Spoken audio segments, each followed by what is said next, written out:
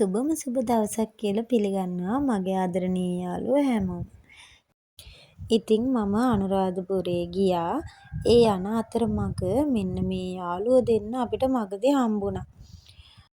අපි මුලින්ම ගියේ ශ්‍රී මහා බෝධීන් වහන්සේ වැඳ පුදා ගන්න. මේ ගමන යන්න ඇත්තටම අපේ අදහසක් තිබ්බේ නැහැ. හදිසියෙම තමා හිතලා අපි තීරණය කළා තමා මේ ගමන ආවේ. ඉතින් ඔයාලා දන්නවා ගමනක් යනකොට අපි හිත හිටියොත් අපිට ඒ ගමන යන්න වෙන්නේ. අතේ තියෙන්නේ පුංචි මුදලක් වුණත් අපිට නිවාඩුවක් එනකන් බල ඉන්නේ නැතුව අපි ඒ ගමන ගිහින් එන්න ඕනි. මොකද අපි ආස කරන දේවල් හිතුණු වෙලාවට කරේ නැත්නම් අපිට ඒකේ සතුට නැහැ. ඉතින් අපි ශ්‍රී මහා බෝධිය වැඳගෙන ඊළඟට ගියේ රුවන්වැලි සෑය වැඳ පුදා ගන්න. ඉතින් බලන්නකෝ ඈතට රුවන්වැලි සෑය පේන විදිය හරිම ලස්සනනේ.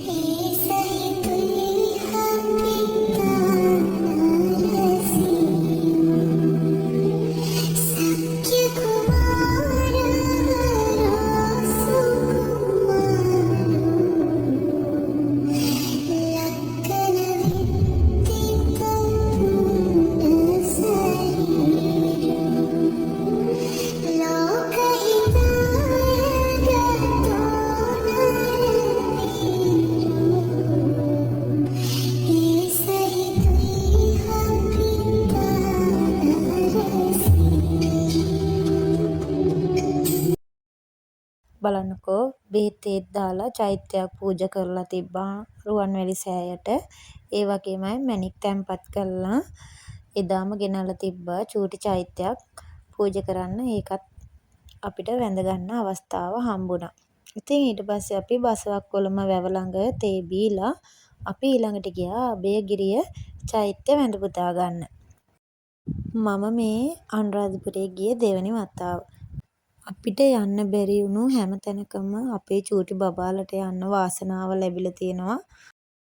ඉතින් ජීවිතේ විඳින්න නම් පුළුවන් හැම වෙලාවකම නිවාඩුවක් දාගෙන හරි ඔයාලා ආස දේවල් කරන්න, ඔයාලා ආස තැන්වල යන්න. ඉතින් අපි අභයගිරිය වැඳලා අපි හැමම ගියේ සීගිරිය බලන්න. බලන්නකෝ අපේ චූටි බබා හරි ආසාවෙන් චෛත්‍ය වඳින හැටි.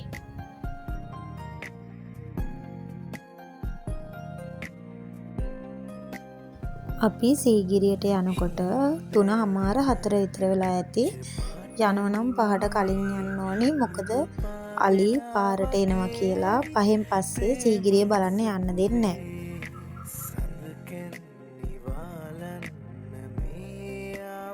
ටිකට් එක මෙන්න මෙතනින් ස්කෑන් කරලා තමා අපිව සීගිරිය බලන්න යන්න දෙන්නේ.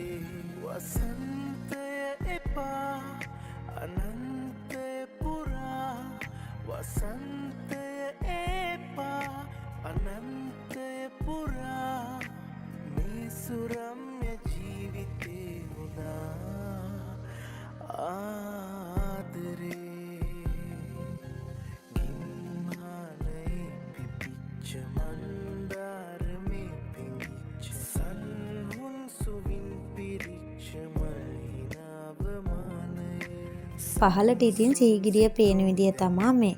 ඉතින් අපි මේකේ මුදුනටම යන්න තමා ලෑස්තිය.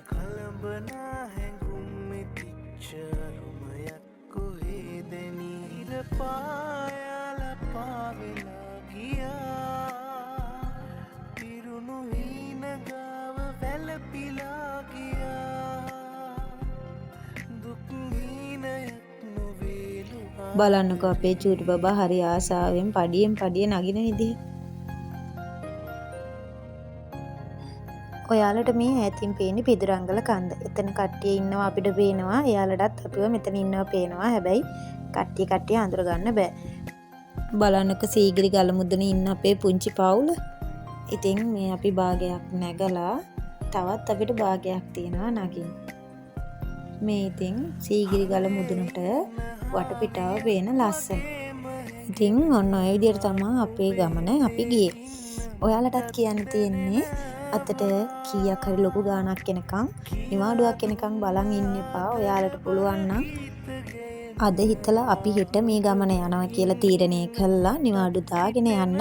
එතකොට තමයි ජීවිතේ විඳින්න පුළුවන් වෙන්නේ. එතකොට සතුටින් ඉන්න පුළුවන්. ඉතින් සල්ලිම නෙමේ ජීවිතේ කියන්නේ. ජීවිතේ විඳිනකොට තමයි ඒ සතුට තියෙන්නේ.